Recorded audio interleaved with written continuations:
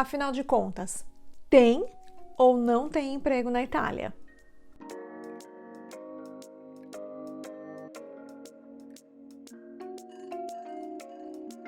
Olá, meu nome é Ana, sou uma italiana reconhecida desde 2017, vivendo aqui na Europa, e hoje eu vou contar para vocês se tem ou se não tem mesmo emprego na Itália.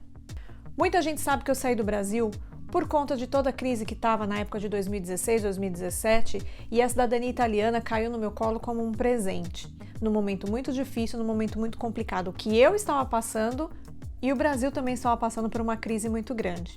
Mas qual foi a surpresa? Quando eu cheguei na Itália e terminei o meu processo depois de 54 dias, eu coloquei a mão na massa e comecei a procurar emprego. Depois de muitos currículos enviados, eu não recebi nenhuma ligação.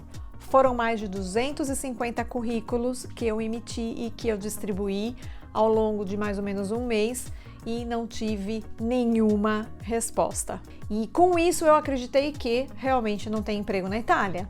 Não existe. A taxa de desemprego deve estar muito alta, mais que o Brasil, porque não se consegue emprego, mas eu estava enganada.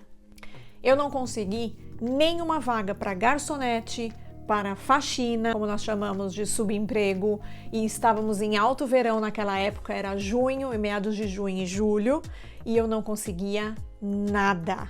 E foi assim que antes que o dinheiro acabasse, eu recebi uma proposta para trabalhar em Londres e foi aí que começou a minha história com o Reino Unido. Mas se você parar para pensar bem, por que não tem emprego na Itália? Por que eu não estava conseguindo emprego naquela época? Por que muita gente não consegue emprego na Itália? A culpa é do país ou a culpa está na gente mesmo? Pensa comigo. Se você vê carros nas ruas, se você vê pessoas na hora do almoço saindo dos prédios comerciais, ou os restaurantes cheios, ou as lanchonetes cheias, a economia está girando, as coisas estão acontecendo no país. Se existem bons salários, se não existem bons salários, isso é tema para um outro vídeo. Por agora, é importante entender, tem ou não tem movimentação financeira acontecendo no país? Pessoas comprando e pessoas vendendo. Pessoas comprando porque tem dinheiro e pessoas vendendo porque tem alguém para comprar. Essa é a movimentação financeira, essa é a roda que gira a economia de um país. A grosso modo, falando de uma economia, até porque eu não sou expert no assunto, eu acredito que sim, hoje, analisando friamente, existia e existe emprego na Itália. Então, o que está acontecendo de errado? Por que eu não consegui emprego? Sendo que eu tinha documento, sendo que eu era italiana, sendo que eu estava vivendo no país, que eu estava tentando absorver a cultura do país, o que estava acontecendo então? O grande problema é que eu não estava qualificada para as vagas no qual estavam sendo oferecidas. Eu estava concorrendo com pessoas muito mais qualificadas do que eu naquele momento, pessoas que vivem no país, pessoas que sabem quais são as regras financeiras, políticas, econômicas e sociais daquele país. E eu não sabia nada, porque eu não nasci ali. Eu sou italiana, mas eu não nasci na Itália, eu nasci no Brasil e eu conheço tudo do Brasil, mas eu não conheço nada da Itália.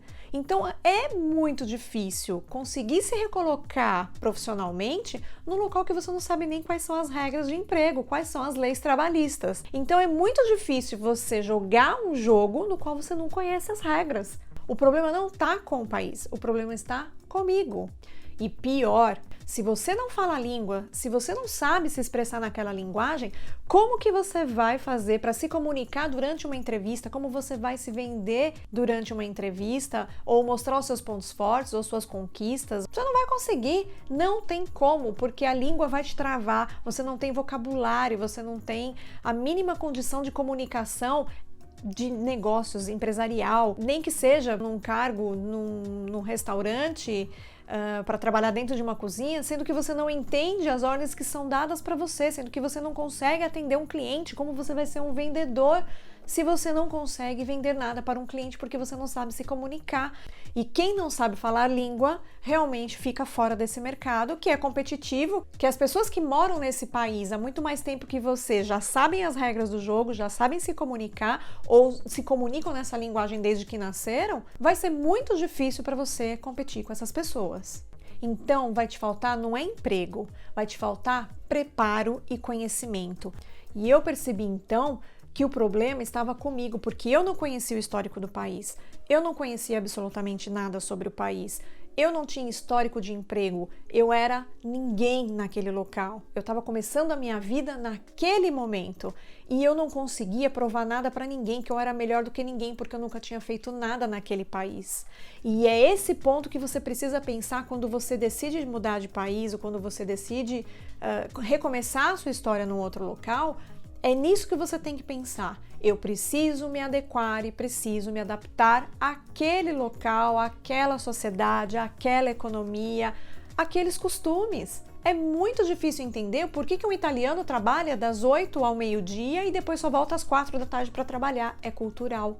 Não é a cultura brasileira, mas é a cultura italiana e eles prezam muito por isso. E eu acredito que isso é uma perda de energia, mas eles acreditam que isso é uma reposição de energia.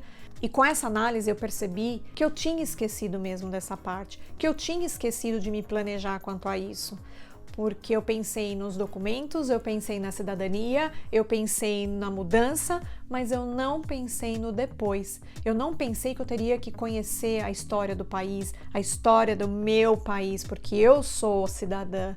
E eu não conheço nada e eu não conhecia nada. Então eu não posso exigir nada de um país no qual eu também não me doei para ele. Para você ter uma ideia, eu não tinha nem conhecimento que existiam agências de emprego subsidiadas pelo governo para ajudar a população numa recolocação profissional, que inclusive essas agências dão cursos profissionalizantes gratuitos para que as pessoas entrem rapidamente no mercado do trabalho. O governo não quer a população encostada, o governo quer a população ativa, trabalhando, pagando seus impostos.